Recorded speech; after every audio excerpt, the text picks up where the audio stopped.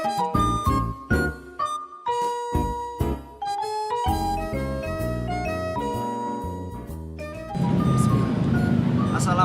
warahmatullahi wabarakatuh. Om Swastiastu, Namo Buddhaya, salam kebajikan dan salam kesejahteraan bagi kita semua. Izin memperkenalkan diri, nama saya Erto Bisarif Amir. Tujuan saya di sini adalah sebagai perwakilan kelas D jurusan Hukum Tata Negara semester 5. Dalam pengumpulan tugas Kapita Selekta Bapak dosen pengampu Rudi Santoso. Oke, tema pada siang hari ini adalah kita akan membahas tentang produk hukum. Jadi dalam dunia hukum pasti anak-anak hukum sudah sering membahas tentang produk-produk hukum. Jadi sebelum kita masuk ke dalam pembahasan, kita harus tahu lebih dulu apa itu produk hukum. Produk hukum adalah setiap keputusan, ketetapan, peraturan yang mana dalam rangka pelaksanaan tugas, wewenang, dan kewajiban. Yang mana di Indonesia sendiri ada banyak bentuk-bentuk produk hukum. Dan produk hukum itu jika diimplementasikan di dalam negara yang mana harus setiap warga negara mau tidak mau melaksanakannya. Contoh, misalkan ada suatu produk hukum perda, yaitu yang menyatakan bahwasannya setiap orang di daerah tersebut untuk membuang sampah pada tempatnya jika tidak didenda. Itu adalah salah satu bentuk produk hukum yang mana sifatnya mengikat dan harus dilaksanakan dalam pengimplementasiannya. Nah, biasanya dalam pembentukan produk-produk hukum harus ada hal-hal penting yang harus diperhatikan. Contohnya, bahwasannya dalam pembentukan produk-produk hukum kita itu harus mengimplementasikan yang namanya hierarki perundang-undangan, yang mana ketika peraturan di bawah tidak boleh bertentangan dengan peraturan di atasnya. Contoh, asas ini dinyatakan sebagai berikut: lex superiori derogat legi inferiori, yang berarti ketika hukum di bawah tidak boleh mengesampingkan hukum yang di atas. Seperti contohnya dalam pembentukan produk hukum di daerah atau produk hukum perda, yaitu tidak boleh bertentangan dengan Undang-Undang Dasar 1945 atau TAP MPR dan sebagainya dalam hierarki perundang-undangan.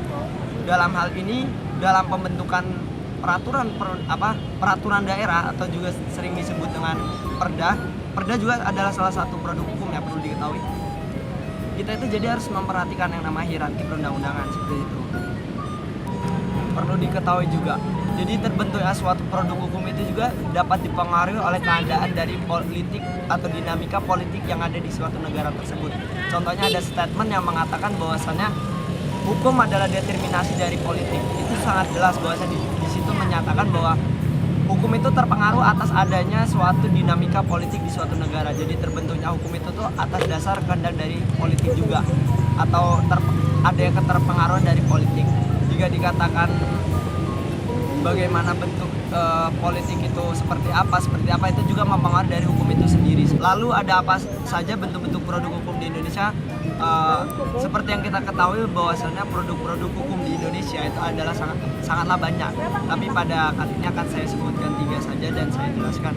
Yang pertama adalah yang pasti, yang paling fundamental atau menjadi produk hukum dasar dari Indonesia adalah Undang-Undang Dasar 1945. Yang kedua ada yang namanya contohnya yaitu produk hukum Peraturan Menteri. Peraturan Menteri ini adalah salah satu bentuk produk hukum yang ada di Indonesia, dan biasanya peraturan menteri ini dikeluarkan oleh menteri yang berdasarkan muatan-muatan materi yang relevan yang ada di Indonesia itu sendiri. Yang selanjutnya ada perda. Perda juga termasuk dari produk hukum di Indonesia.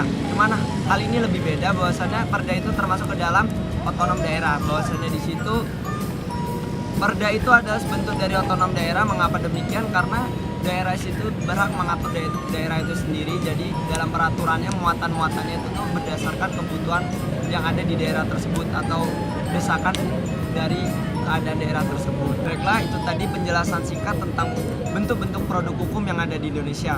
Kurang dan lebihnya kami mohon maaf, dan kepada Allah saya mohon ampun.